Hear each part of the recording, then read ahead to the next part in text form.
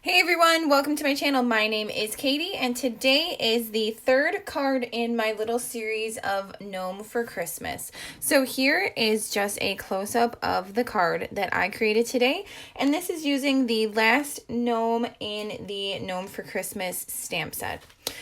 Like I showed last time, this is the stamp set that I used. This was the one I used on the first card, second, and then this little guy right here will be the last gnome on this card. I also went ahead and used several thin cuts as well. So I went and used the Yuletide borders again. I used this fun string of lights. You can see it comes with the string of lights and then this separate little piece where you can actually make the light bulbs any color you want. And then I went ahead and used the window thin cut. So this is a really fun thin cut.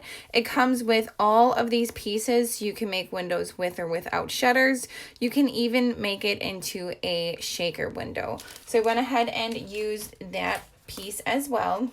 And then the tree on my card is right here. And this is actually a retired stamp set from last year called Spruced Up. And I do believe it still might even be available on the online only portion. But that tree right there, I just thought was going to be perfect and fit into that window perfectly.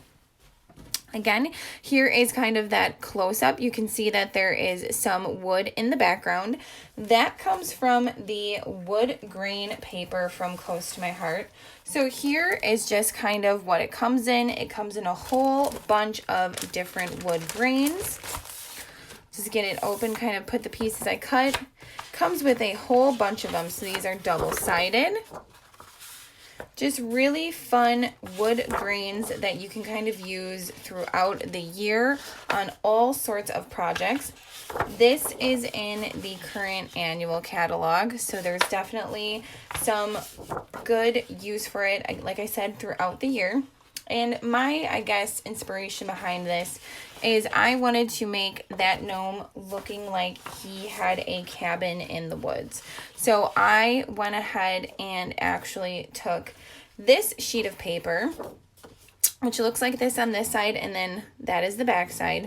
And I actually cut all of these strips down. So I have that all pre-cut, and we're going to use that to create the background of the card. But first, just so I can get some things off of my desk, I want to show you that I did color this gnome in with the Spectrum Noir markers. I went ahead and did more of a neutral tone. So the gnome himself are using these colors right here. So the earth brown shades and then also the dark red shades. And then I went ahead and used the fair skin for his nose. And then that brown gray is what I used on his beard. So you can kind of see his beard and his mustache has a little bit of the gray to it. And how I got that coloration on the gray is I just went ahead and used the blender brush to kind of blend in that color so it wasn't so stark gray, but gave kind of a little bit of shading to it. So like I said, I'm going to go ahead and get the card assembled. I went and cut these strips out. And I probably could have cut them in a better way, probably to save more of the paper. But for demonstration purposes, I literally just cut them out in the strips. So I just followed the way that the lines go on that paper. And I think it might be best if I go this way. So I'm just going to go ahead and just make sure that there's no white showing on this top layer, and then just kind of go down from there. So I will be, actually I want the black on the bottom. So I will be, oh no, there we go. I will be just kind of layering them. And just making sure, I wanted that black line to kind of go so it looks, you know, kind of like it is indeed a cabin kind of laid out. So I am just taking these strips and putting it just right on the card base. Really no rhyme or reason except for trying to get them as straight as possible so it doesn't look a little wonky. And then also making sure all of it is covered. But I wanted to have those black lines showing again just so it definitely gives the cabin look. So just go ahead and get these all laid down. Last piece right there. And then it looks like a little sliver will be right there. So I'm just going to actually go ahead and use another piece that I had cut. And just make sure that as well is covering it. In fact, I think, no, that won't work. I'll go that way. Go ahead and just get the tape runner down. So right now this looks kind of crazy, but once I cut it, oh, I'm not gonna like that. I have to cut a new sheet. And I'll just show you exactly how I did that. So I went with the grains and the direction that the actual paper went with. So I just kind of cut these in big long strips. And the reason that piece below wouldn't work is because you could see kind of the angle at the bottom, and I want this all to be straight. So we'll go ahead and get that laid down. And then the back piece is going to kind of look like this. So I'm just taking a scissors and just getting all of those extras cut off. And again, there could have been, you know, a more cost saving or paper saving way that I could have cut this off. But I wasn't too concerned because I'm sure I'll be able to find a really cute use for all of these little extra pieces. So then this last little piece. And then that leaves you with a really fun kind of background as well for the card. So this kind of looks like a background of a cabin up in the North Woods. So the next piece that I want to do before I go ahead and get all these other pieces that I had pre-cut out is I wanted to make the background right here. So this is the inside of the window. I wanted it to make sure that it looked like a light is shining through. So I am just going to go ahead and get that protecting sheet over on my desk because I will be using some Distressed Oxide inks to kind of get that nice background. So I'm just going to get that laid down, and I am using the mustard seed and just the mustard seed, that only color for the background of this, so I can kind of have a really nice like yellowish light kind of background.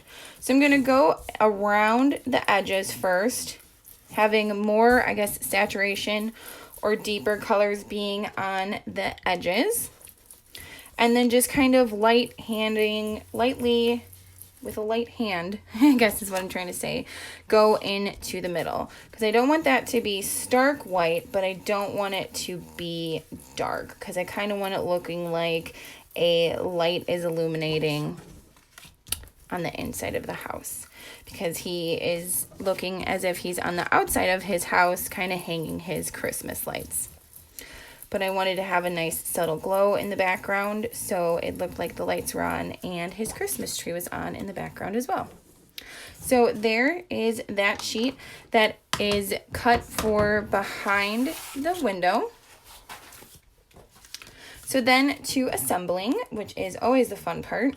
So here's that tree that I cut out, and I decided to kind of jazz it up a little bit by using some stickles. So I went ahead and did the stickles already, and I used the Christmas red. It's kind of hard to see the name on camera. And then I also used the goldenrod because my theme is kind of that, you know, rustic theme. So I thought those two colors looked really well. So I'm going to go ahead and make sure I get this glued down first. And then keeping mindful of the top of the windowsill as well, because that needs to go on top. So I want to make sure I have room on the top of my card. So I'll just kind of place that there and then get this laid down, and then making sure that I do have it centered where I want it, and then get that down. Then I'm going to go ahead and glue the tree down, just with a little bit of liquid adhesive. That will go kind of right over here so you can see it out of the window panel. Then I'll go ahead and glue that window panel right on top of it. And I will also use the liquid adhesive for that. I'm just kind of going around the edges. And then a little bit down the middle. And not too much, not trying to be too heavy-handed, just because I don't want this kind of squishing out the sides. To go ahead and get that laid down. And again, I like to use the liquid adhesive for this just because it gives you a little bit more of the wiggle room. And then the two pieces of the window that I decided to use. But before I put them down, I just wanted to kind of show you guys that I did take this little dauber, which I have mine all labeled. I dipped it into the ink and just kind of went around the edges too, because I think that gave that a nice effect versus just being flat paper. So it kind of gives it a little bit of dimension without actually adding in dimension. So for the most part, most of this card is actually laid flat. The only piece that I actually have popped up is the gnome itself. So go ahead and get that bottom piece down. So that dauber piece, I actually did it for the whole window. So the actual window and then those two pieces on top and the bottom. And then we'll go ahead and get this little guy put down as well. We'll get him right there. Again, I'm just using the leftover pieces of the shaker window. So just getting a few of those on here.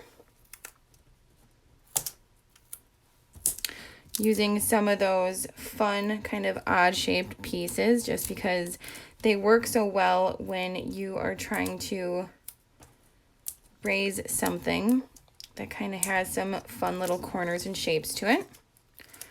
So I will go ahead and get those little backings off. And like I said, the gnome itself is the only piece that is actually raised.